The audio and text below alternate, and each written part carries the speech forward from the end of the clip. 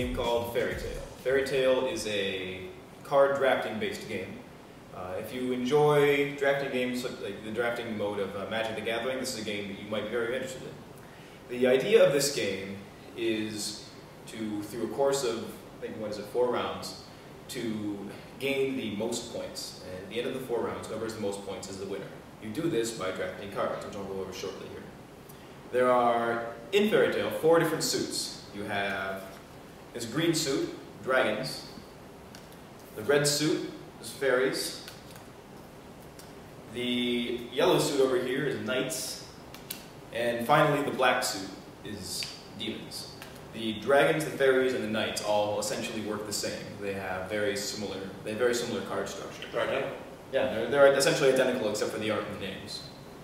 However, the black suit, the demons, is very different. They have a unique set of effects and a unique set of special powers.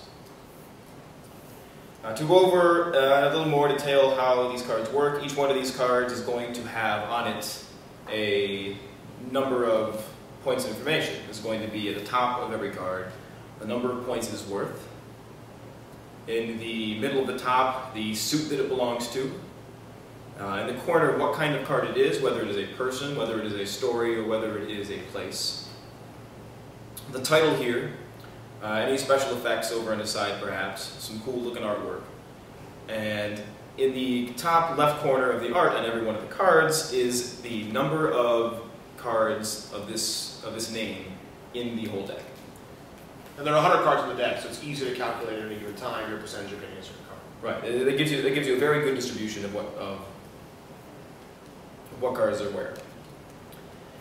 Aside from that, there are some tricksy things involving scoring. Not all cards just have a straight-up number effect. For instance, you have cards like this, Knight of the Round Table, that just are worth 3 points.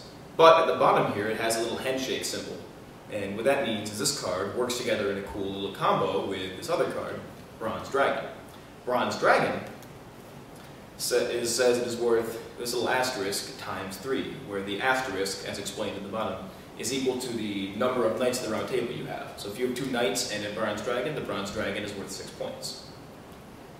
There are some other cards with some unusual effects. The story cards have a little number in the top backed by a star, and you get these points if you fulfill the condition on the story, which is listed at the bottom. For instance, this one, you get the 7 points if you have a Spirit of the Spring and a Fairy Ring out in the field. And there's also, finally, each one of the 3 suits that are not the demons have cards like this. This one is Children of the Dragon, and it just has an asterisk in the corner. These cards are worth points equal to the number of these cards that you have. So if you have 4 Children of the Dragon, each one is worth 4 points. Aside from that, the only unusual score I would say is the occasional card that has a -1 score. It's, this card, the Trickster, and another card, Dark Angel, both count as a -1 to your total points. Right, the way the game works in terms of actual gameplay is as such. Everybody is dealt 5 cards. Everybody then looks at the 5 cards, chooses 1 to keep, and passes the remaining 4 on. The first round you pass left, the next round you pass right, and then you alternate the remainder of the game. So after you've passed, you wait for the other guy next to you to pass his cards to you. You take those cards, choose 1, and keep on passing them. This goes around the table until everybody has a handful of 5 cards. Then you go into the play phase, wherein you take your hand of 5, you pick 1 card, everybody plays that card face down. All at the same time, you turn them face up, you resolve any effects the cards may have, and these cards are entered into essentially your field of play. Some effects that some cards have, we have one little nuance of the game is the difference between unflip and flip. These are card effects that make the cards you have in play either face up or face down. A card that says unflip means you may take a card that is face down and flip it face up. For example, when you play Spirit of the Spring here, it says on the side, you unflip 1 fairy. So if I had a fairy card face down and play Spirit of the Spring, I may unflip Fairy Ring. Note, unflip will always be flipping something down, up. up, unflip. They both start with U, that's a mnemonic, that's how we keep ourselves from forgetting the first few times we play. We've run into a tremendous amount of difficulty with that in the past, and it is helpful to know that one. Its counterpart, of course, is flip. Flip always flips down. For example, Fairy Ring says when you play this card, flip one fairy. So if I had Spirited Spring out in the field and I play Fairy Ring, Spirited Spring would flip face down, or Fairy Ring would flip face down. It's your choice. You must flip one of your own. Yeah, you don't flip an opponent's. Not an opponent's. There are some cards that do flip opponents, such as Werewolf here. It says all flip one knight. When you play this, every player flips a knight face down.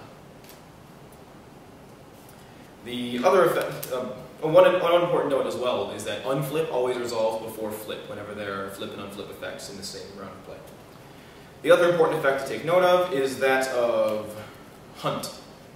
In each of the 3 suits that are not the demons, there is a card that says hunt all demons.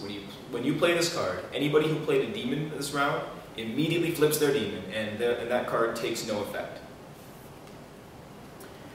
In any given round of play, everybody plays 3 cards. After you play your 3 cards, you discard the other 2, and you go into the next round of play. Everybody gets 5 more cards, and you play essentially your same round again. When you play through 4 rounds, you calculate your points. You only count cards that are face up. Cards that are face down do not count toward your score, and do not count toward story completion or toward any other kind of condition you may have. Whoever has the highest score is the winner. Is there anything I'm missing? Almighty. Almighty, of course. There is a one-of card in the deck called the Trickster, and this merits some explanation. This card essentially has the ability to take on the name of any other card in the deck.